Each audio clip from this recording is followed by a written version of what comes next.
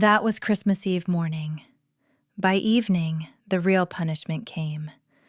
Dad was working a last-minute client dinner, wouldn't be home until midnight. The house smelled like cinnamon and pine, string lights glowing on the tree. Tyler upstairs playing video games, oblivious or indifferent, I never knew which. Vivian told me to bring boxes up from the basement for the ornaments. When I reached the bottom of the stairs, the door shut above me. I heard the deadbolt click into place. A lock Vivian had installed herself 2 weeks earlier, telling my father it was for storing valuables safely.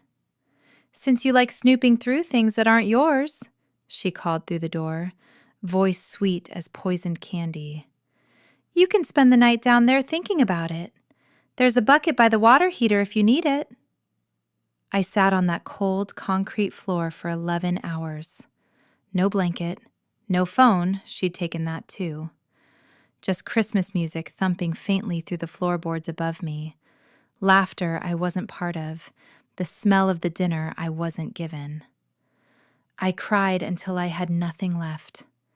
And then I just sat there, numb, staring at a single bare bulb swinging slightly from a draft somewhere. My father came home near midnight, and I heard his footsteps, heard him ask where I was. I heard Vivian's voice, smooth as silk. "She went to bed early, sweetheart. Said she had a headache." He believed her.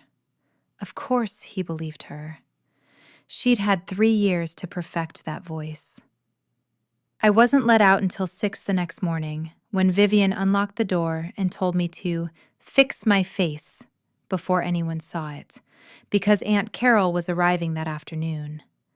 I couldn't hide it, not from Carol.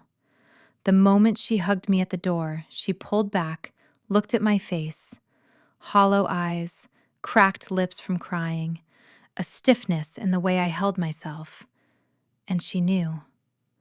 She always knew how to read me, the way my mother used to. She got me alone in the guest room 20 minutes later. "Emily, tell me the truth, right now." I broke. I told her everything. The bruised arm 6 months earlier, the isolation, the basement, the bucket, the account with my mother's name drained down to almost nothing. Carol's face went white, then hard as stone. "Okay," she said, taking my hand. "We're going to fix this, but I need you to help me get proof first." Over the next 2 days, with Carol quietly guiding me, I photographed the fading bruise pattern on my arm from months earlier that I documented on an old disposable camera hidden in my desk, screenshotted the banking app before Vivian could change the password, and Carol, with a lawyer friend's help, pulled the basement door's install date from a hardware store receipt still crumpled in Vivian's office trash. Evidence, cold and undeniable, stacking up like bricks. On December 28th, Carol sat my father down at the kitchen table with all of it laid out in front of him.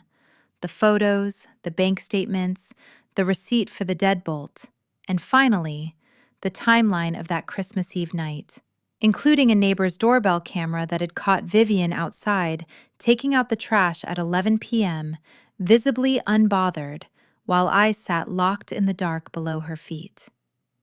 I have never seen my father's face change the way it did that morning. He read every page in silence. Then he stood up, walked to the basement door, and ripped that deadbolt clean off the frame with his bare hands, screws and all clattering onto the floor. Vivian tried her practiced voice. "Robert, sweetheart, let me explain." But for the first time, he didn't melt. "Get your things," he said, quiet and final. "You have 1 hour." What followed was the justice I'd stopped believing was possible.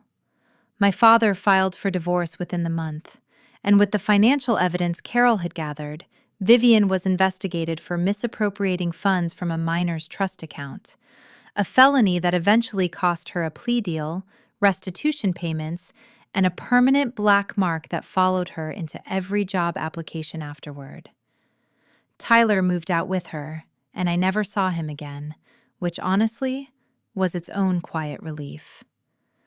My mother's remaining college trust was recovered and protected under a new account my father couldn't touch without a lawyer present, and Aunt Carol became my legal secondary guardian for the 2 years until I turned 18, splitting time between Denver and home, making sure I was never alone in that house again. I used that trust exactly the way my mother intended. I went to college for social work, specifically to help kids in situations like me. Stepmother locked me in the basement on Christmas Eve with only a bucket. I spent Christmas Eve locked behind a steel deadbolt, sitting on a concrete floor, listening to my family laugh upstairs like I didn't exist. The only thing my stepmother gave me that night was a bucket, in case I needed to use the bathroom. If you enjoy stories like this, go ahead and hit subscribe, because what happened after that night changed everything. My name is Emily.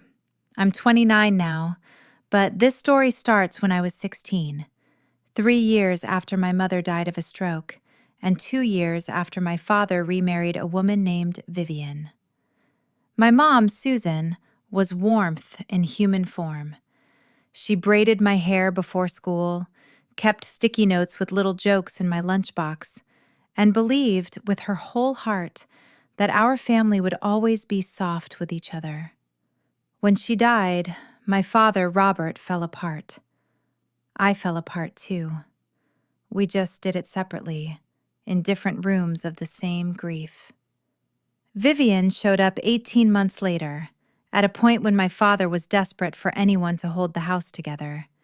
She was polished, articulate, endlessly complimentary, in front of him. She brought him coffee exactly how he liked it. She called me sweetheart at dinner parties. My Aunt Carol, my mother's younger sister, met Vivian exactly once before the wedding and pulled me aside afterward. "That woman's smile doesn't reach her eyes, Emily. Watch how she treats you when your dad's not looking." I was 14. I didn't understand yet. I would. The first year, Vivian was careful, warm enough in public, cold enough in private that I noticed but couldn't prove anything. Small things. My plate served last and smallest. My report card misplaced before Dad could see it. My bedroom door removed for a week because I'd slammed it, even though I hadn't. Dad worked long hours as a regional sales manager, gone from 6 a.m. to 7 p.m., and Vivian ran the house like her own private kingdom in the hours he wasn't in it. By the time I turned 15, my father's biological daughter, me, had quietly become a guest in my own home, while Vivian's son from her first marriage, Tyler, got the bigger room, the newer phone, the benefit of every doubt. If something broke, it was my fault. If dinner burned somehow, my fault. Dad never saw it directly. Vivian made sure of that. She performed a different woman for him than the one who lived with me all day. Aunt Carol tried calling. Vivian would hover nearby whenever the phone rang, arms crossed until I hung up. Slowly, I stopped answering. Slowly, Carol stopped calling as often. Not because she gave up on me, but because I stopped picking up, ashamed and confused and not able to explain what was even wrong. The first major incident happened when I was 15, 6 months before that Christmas Eve. I'd forgotten to bring in the mail, one time, one ordinary Tuesday, and Vivian grabbed my upper arm so hard 4 fingerprint bruises bloomed under my sleeve by morning. "You will learn to respect this house," she hissed, her face inches from mine, eyes flat and cold as glass. I stood frozen in the hallway, my mother's photo watching from the wall behind her. That night, Vivian made my favorite dinner, homemade lasagna, garlic bread, the works. "I lost my temper. I've just been under so much pressure with your father's schedule," she said, almost gentle. I wanted so badly to believe her. I was 15 and motherless and starving for someone to be soft with me again.